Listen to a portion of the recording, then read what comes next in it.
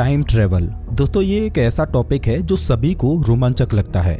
आपने सुना होगा कि एक ब्लैक होल के द्वारा आप फ्यूचर में टाइम ट्रेवल कर सकते हो, या अगर आप लगभग लाइट की स्पीड से ट्रेवल करो तो भी आप भविष्य में टाइम ट्रेवल कर पाओगे। दोस्तों लेकिन सवाल ये है कि वो क्या वजह है जिसकी वजह से ब्लैक होल के पास समय धीमा हो जाता है, या लगभग लाइट की स्पीड से ट्रेवल करने पर समय धीमा हो जाता है, और इन दोनों ही तरीकों से आप भविष्य में टाइम ट्रेवल कर सकते हो। और अगर आप 100% लाइट की स्पीड के बराबर चलो तो आपके लिए समय बिल्कुल रुक जाएगा। दोस्तों अगर देखा जाए तो टाइम ट्रेवल कुछ और नहीं बल्कि टाइम डायलेशन है, यानी ब्रह्मांड की किन्हीं दो जगहों के बीच समय का डिफरेंस। अब दोस्तों ये टाइम डायलेशन क्या है और ब्लैक होल समय को धीमा क्यों कर देता है और लाइट की स्पीड से चलने पर समय क्यों रुक जाता है, चलिए इसे विस्तार से समझते हैं। नमस्कार दोस्तों, मैं हूं श्याम तोमर, स्वागत करता हूं आपका इस वीडियो में। दोस्तों ये टाइम डायलेशन क्या है और टाइम डायलेशन के द्वारा टाइम ट्रेवल कैसे किया जा सकता है, इसको समझने से पहले हमारा खुद टाइम यानी समय को समझना जरूरी है। दोस्तों मैं आपसे पूछता हूँ कि समय आखिर क्या चीज है? क्या घड़ी का टिक टिक करके आगे बढ़ना ही समय है? क्या कैलेंडर में तारीख का बदलना, महीने का बदलना और साल का बदलना ही समय है? एक बार सोचकर देखिए कि दुनिया में हजारों साल पहले एक वक्त ऐसा भी था जब दुनिया में ना कोई घड़ी थी और ना ही कोई कैलेंडर था, लेकिन उस समय भी लोग समय के गुजरने को महसूस करते थे।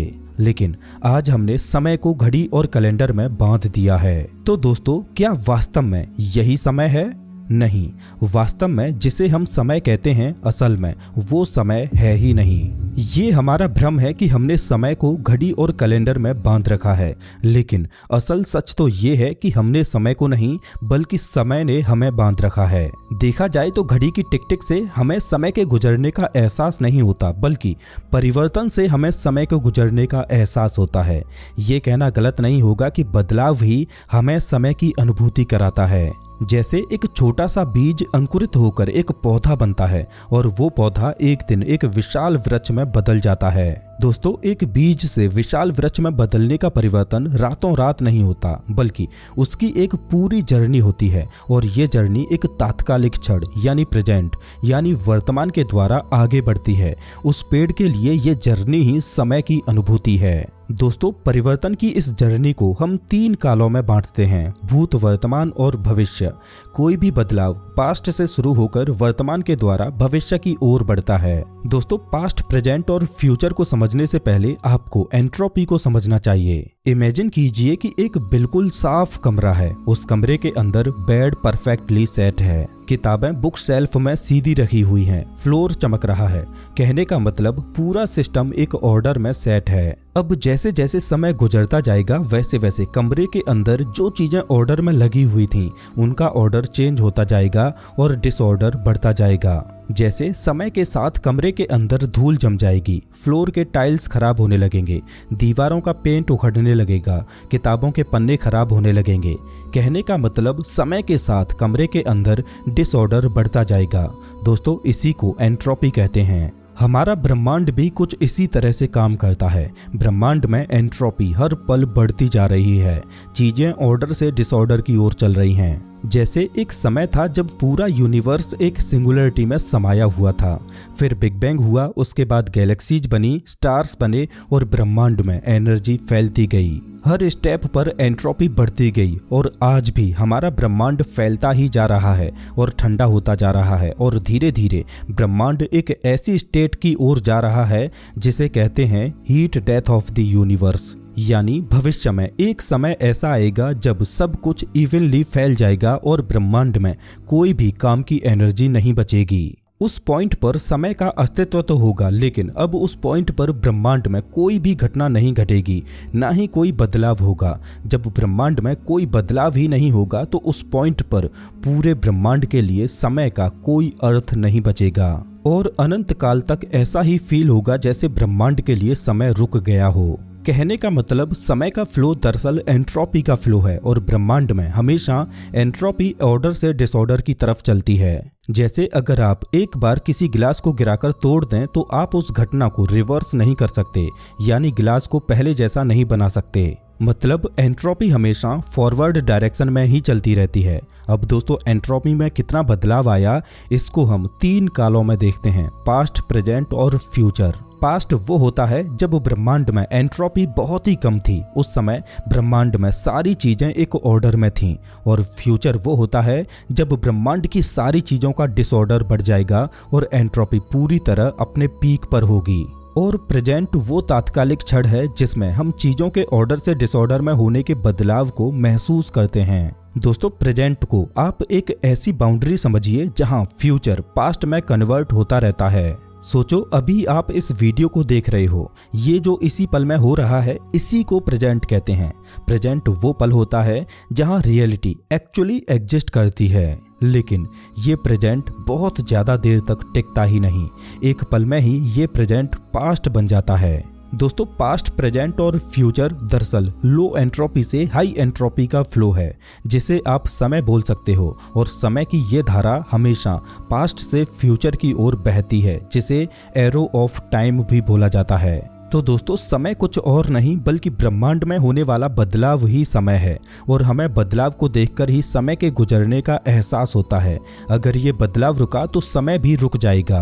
अब दोस्तों हम इंसानों ने ब्रह्मांड में होने वाले इन बदलावों को मेजर करने के लिए घड़ी और कैलेंडर का आविष्कार किया, ताकि हम इंसान ब्रह्मांड में रोज घटने वाली घटनाओं को मेजर कर सकें। अब दोस्तों जैसा कि हमने जाना कि बदलाव ही समय है, तो मैं आपको बता दूं कि पूरे ब्रह्मांड में बदलाव की ये प्रक्रिया एक जैसी गति में नहीं हो रही, बल्कि ब्रह्मांड में कहीं पर बदलाव की गति तेज है तो कहीं पर बहुत धीमी। अगर दूसरे शब्दों में कहें तो ब्रह्मांड में समय की चाल हर जगह पर एक जैसी नहीं है, बल्कि ब्रह्मांड में कहीं पर समय तेज गति से चल रहा है और कहीं पर समय धीमी गति से चल रहा है। दोस्तों ब्रह्मांड की किन्हीं 2 जगहों पर होने वाले बदलावों की गति के डिफरेंस को ही टाइम डायलेशन कहा जाता है। चलिए इसे सिंपल भाषा में समझते हैं। मान लो 2 ग्रह हैं, एक है हमारी पृथ्वी और एक है कोई एलियन प्लैनेट जो किसी ब्लैक होल के चक्कर काट रहा है। अब मान लो दोनों ग्रहों पर एक ऐसा बीज बोया जाता है जिससे उगने वाले पेड़ की उम्र 100 साल होती है। कहने का मतलब 100 सालों तक उस पेड़ में बदलाव होते रहते हैं और 100 साल बाद वो पेड़ मर जाता है। अगर हम पृथ्वी पर ही दोनों पेड़ों के बीज एक साथ बोएं तो वो पेड़ एक साथ बड़े होंगे और एक साथ ही अपनी लाइफ को खत्म करेंगे। ऐसा इसलिए होगा क्योंकि पृथ्वी पर जो बदलाव की गति है वो दोनों पेड़ों के लिए एक जैसी होगी। अब दूसरे सिनेरियो में ये मानकर चलो कि अब उन्हीं दोनों पेड़ों के बीजों को 2 अलग अलग ग्रहों पर एक साथ बोया जाए। एक बीज को हमारी पृथ्वी पर बोया जाए और दूसरे को उस एलियन प्लैनेट पर बोया जाए जो एक ब्लैक होल के चक्कर काट रहा है। अब दोस्तों इस सिनेरियो में होगा ये कि पृथ्वी पर बदलाव की गति तेज है और ब्लैक होल के चक्कर काट रहे उस ग्रह पर बदलाव की गति धीमी है, क्योंकि ब्लैक होल की हाई ग्रेविटी की वजह से उस ग्रह पर जितने भी बदलाव होते हैं वो धीमी गति से होंगे। तो होगा ये कि दोनों ही ग्रहों पर पेड़ उगेंगे और दोनों ही ग्रहों पर पेड़ अपनी 100 साल की लाइफ को खत्म करेंगे। लेकिन फर्क ये होगा कि ब्लैक होल के चक्कर काट रहे एलियन ग्रह पर जब तक बीज अंकुरित होगा तब तक पृथ्वी पर वो पेड़ एक पौधा बनकर एक बड़े पेड़ में बदल चुका होगा, और जब तक उस एलियन प्लैनेट पर वो बीज एक पौधा बनेगा तब तक पृथ्वी वाले पेड़ में सारे बदलाव खत्म हो चुके होंगे और पृथ्वी का पेड़ मर चुका होगा। जैसा कि हमने अभी जाना कि ब्लैक होल की हाई ग्रेविटी की वजह से उस एलियन प्लैनेट पर होने वाले बदलावों की गति धीमी है, तो हमें ऐसा लगेगा कि उस प्लैनेट पर समय पृथ्वी के मुकाबले धीमी गति से चल रहा है। वास्तव में उस एलियन ग्रह पर समय धीमा नहीं हुआ, बल्कि पृथ्वी की तुलना में वहां पर बदलाव की दर धीमी है, इसी वजह से वहां समय की चाल धीमी लगती है। अब मजे की बात क्या है पता है? अगर मानकर चलो कि आप खुद उस एलियन प्लैनेट पर पहुंच जाते हो तो आपके शरीर में होने वाले बदलाव भी धीमी गति से होंगे। जैसे आपके दिल की धड़कने की रफ्तार धीमी हो जाएगी, ब्लड का फ्लो धीमा हो जाएगा, मतलब आपकी एज धीमी गति से गुजरेगी। लेकिन इसका मतलब ये नहीं है कि आप अपने आसपास सब कुछ स्लो मोशन में देखोगे, नहीं। जैसे आप पृथ्वी पर सब कुछ नॉर्मल देखते हो, सेम इसी तरह से आपको उस एलियन प्लैनेट पर सब कुछ नॉर्मल ही लगेगा। आपको पता भी नहीं चलेगा कि आपके लिए परिवर्तन धीमी रफ्तार से चल रहा है। लेकिन एक्चुअल में होगा ये कि आप पृथ्वी की ओर नजर घुमाओगे तो आपको ऐसा लगेगा कि पृथ्वी पर समय की रफ्तार तेज हो चुकी है। कहने का मतलब उस एलियन प्लैनेट पर समय आपके लिए तो नॉर्मल गति से चल रहा है, लेकिन पृथ्वी पर समय आपको तेज गति से गुजरता हुआ दिखाई देगा। वहीं पृथ्वी पर आपका कोई दोस्त होगा, वो देखेगा कि पृथ्वी पर समय उसके लिए तो नॉर्मल गति से चल रहा है, लेकिन आपका दोस्त उस एलियन प्लैनेट की ओर आपको देखेगा तो उसे दिखाई देगा कि आपके लिए समय बहुत ही धीमी रफ्तार से गुजर रहा है। आपका दोस्त आपको स्लो मोशन में गुजरता हुआ देखेगा। दोस्तों, इसी को टाइम डायलेशन कहा जाता है। आपने इंटरस्टेलर मूवी देखी होगी, उसमें मिलर प्लैनेट जो कि एक ब्लैक होल के चक्कर काट रहा था, उस पर बिताया गया 1 घंटा पृथ्वी के 7 सालों के बराबर था। कहने का मतलब ये है दोस्तों कि समय कोई यूनिवर्सल घड़ी नहीं है जो सबके लिए सेम स्पीड से चले। ब्रह्मांड में कोई मास्टर क्लॉक नहीं लगी है जो सबके लिए एक जैसी टिक टिक करे। समय की चाल ऑब्जर्वर के देखने के नजरिए पर डिपेंड करती है। दोस्तों, ग्रेविटी समय की चाल को धीमा कर देती है। इससे एक फैसिनेटिंग कॉन्सेप्ट सामने आता है टाइम ट्रेवल का। मान लो आप किसी वर्म होल या टेलीपोर्टेशन के जरिए किसी ब्लैक होल के इवेंट होराइजन पर जाओ और वहां 1 घंटा बिताकर वापस धरती पर आ जाओ, तो आप पृथ्वी पर अपने आप को भविष्य में पाओगे, क्योंकि ब्लैक होल के पास आपके लिए तो सिर्फ 1 घंटा ही गुजरा, लेकिन इतने में पृथ्वी पर कई साल गुजर गए। दोस्तों, ये आपकी 1 वे टिकट टू द फ्यूचर होगी। मतलब इस तरह से आप भविष्य में तो जा सकते हो, लेकिन वापस भूतकाल में नहीं लौट सकते। दोस्तों, इसको ग्रेविटेशनल टाइम डायलेशन कहा जाता है। दोस्तों, ब्रह्मांड में टाइम डायलेशन केवल ग्रेविटी की वजह से ही नहीं होता, बल्कि तेज रफ्तार से चलने पर भी होता है। जैसे अगर आप कोई ऐसा स्पेसक्राफ्ट बना लो जो प्रकाश की रफ्तार के लगभग बराबर चले, तो भी आपके लिए समय की गति धीमी हो जाएगी। उस यान में बैठकर आप लगभग प्रकाश की गति से ट्रेवल करोगे तो आपको दिखाई देगा कि आपके लिए तो समय की चाल एकदम नॉर्मल है, लेकिन जब आप पृथ्वी की ओर देखोगे तो आपको पृथ्वी पर समय तेज गति से गुजरता हुआ दिखाई देगा। वहीं आपका दोस्त पृथ्वी से आपको देखेगा तो उसको दिखाई देगा कि आपके लिए समय की चाल धीमी हो चुकी है। आपके दोस्त को आपके यान के अंदर का समय स्लो मोशन में गुजरता हुआ दिखाई देगा। अगर आप 99.9% लाइट की स्पीड पर 1 महीने तक ट्रेवल करके धरती पर वापस लौटोगे तो आप देखोगे कि पृथ्वी पर तब तक कई साल गुजर चुके हैं। आपके लिए तो केवल 1 महीना ही गुजरा, लेकिन पृथ्वी पर कई साल गुजर गए। दोस्तों, इसे रिलेटिविस्टिक टाइम डायलेशन कहा जाता है। दोस्तों, अब सवाल ये है कि ग्रेविटी की वजह से समय धीमा क्यों हो जाता है और लाइट की स्पीड पर चलने पर भी समय धीमा क्यों हो जाता है। तो चलिए सबसे पहले रिलेटिविस्टिक टाइम डायलेशन को समझते हैं। मान लो ये एक लाइट क्लॉक है जिसमें ऊपर नीचे 2 मिरर लगे हैं, जिनके बीच लाइट फोटोन इस तरह से ऑसिलेट कर रहा है। मानकर चलो कि लाइट नीचे वाले मिरर से रिफ्लेक्ट होकर ऊपर वाले मिरर से टकराती है और ऊपर वाले मिरर से रिफ्लेक्ट होकर फिर से नीचे वाले मिरर से टकराती है, और इस साइकिल को पूरा करने में लाइट को 1 सेकंड का वक्त लगता है। अब दोस्तों देखिए कि जैसे जैसे यान की रफ्तार बढ़ती जाएगी और यान लगभग लाइट की स्पीड के पास पहुंचने लगेगा, तो धरती पर मौजूद आपके दोस्त को दिखाई देगा कि आपके यान में मौजूद लाइट क्लॉक कुछ इस तरह से डायगोनल पाथ बनाते हुए ऑसिलेट कर रही है। लेकिन यान में बैठे आपके लिए आपको दिखाई देगा कि आपकी क्लॉक नॉर्मल तरीके से ऑसिलेट कर रही है एक स्ट्रेट लाइन में, तो आपको तो अपने लिए समय की चाल नॉर्मल ही लगेगी। लेकिन धरती पर मौजूद आपका दोस्त देखेगा कि आपके यान में मौजूद क्लॉक में लाइट को दोनों मिरर के बीच रिफ्लेक्ट करने के लिए एक्स्ट्रा डिस्टेंस ट्रेवल करनी पड़ रही है। अब दोस्तों, जैसा कि हम जानते हैं कि ब्रह्मांड में लाइट की स्पीड कांस्टेंट है, तो आपके दोस्त की नजरों में लाइट को उस एक्स्ट्रा डिस्टेंस को ट्रेवल करने में एक्स्ट्रा टाइम लगेगा। मतलब यान में बैठे आपके लिए तो एक ऑसिलेशन कंप्लीट होने में 1 सेकंड ही लगेगा, लेकिन आपके दोस्त के लिए वही ऑसिलेशन 1 सेकंड से ज्यादा समय में कंप्लीट होगा। मतलब यान में बैठे आपके लिए तो समय की चाल नॉर्मल थी, लेकिन पृथ्वी पर मौजूद आपके दोस्त के लिए समय की चाल तेज हो गई। जबकि दोनों ही अपने अपने समय को नॉर्मल ही फील करेंगे, लेकिन एक दूसरे के रेस्पेक्ट में देखने पर आपको अपने दोस्त का समय तेजी से गुजरता हुआ दिखाई देगा और आपके दोस्त को आपका समय धीमी गति से गुजरता हुआ दिखाई देगा। दोस्तों, इसी को रिलेटिविस्टिक टाइम डायलेशन कहा जाता है। चलिए अब जानते हैं कि ग्रेविटी की वजह से समय धीमा क्यों हो जाता है। दोस्तों मैं आपसे एक सवाल पूछता हूं कि आपका लगभग लाइट की स्पीड से चलने वाला यान किस चीज में ट्रेवल कर रहा था। आप कह सकते हो कि आपका यान खाली स्पेस में ट्रेवल कर रहा था, लेकिन दोस्तों ये बात गलत है। आपका यान खाली स्पेस में नहीं बल्कि खुद स्पेस टाइम में ट्रेवल कर रहा था। दोस्तों स्पेस टाइम एक चौथी डायमेंशन है जहां समय और स्पेस दोनों अलग अलग नहीं बल्कि एक ही चीज है, और खुद स्पेस टाइम कोई खाली जगह नहीं बल्कि एक फिजिकल एंटिटी है। दोस्तों ये स्पेस टाइम क्या भला है, इसको मैंने अपनी इस ग्रेविटी वाली वीडियो में पूरी डिटेल में समझाया है। मैं चाहता हूं कि आप इस वीडियो के बाद ग्रेविटी वाली उस वीडियो को जरूर देखना ताकि आप चीजों को और अच्छे से समझ पाएं। देखिए जब यान लगभग लाइट की स्पीड से स्पेस टाइम में ट्रेवल करता है तो पृथ्वी पर मौजूद आपके दोस्त को यान के अंदर समय धीमी रफ्तार से गुजरता हुआ दिखाई देता है। दोस्तों कुछ ऐसे ही ग्रेविटी भी समय को धीमा कर देती है। किसी पिंड की ग्रेविटी की वजह से स्पेस टाइम उस पिंड के सेंटर की ओर स्क्वीज होता जाता है, यानी ग्रेविटी की वजह से स्पेस टाइम उस पिंड के सेंटर की ओर खिंचा चला जाता है।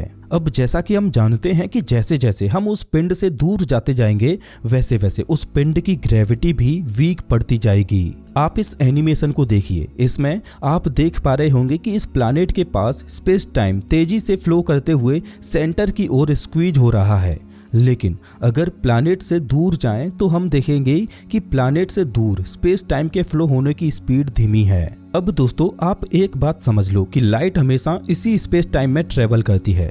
अब मानकर चलो कि उसी लाइट क्लॉक को हम इस पिंड के पास रख दें तो हम देखेंगे कि खुद स्पेस टाइम के ट्रेवल करने की वजह से लाइट हमें डायगोनल पाथ में ऑसिलेट करते हुए दिखाई देगी। आप समझ पा रहे हो ना कि मैं क्या कहना चाह रहा हूँ। लाइट तो स्पेस टाइम में ही ट्रेवल कर रही है, लेकिन खुद स्पेस टाइम ही आगे बढ़ जा रहा है।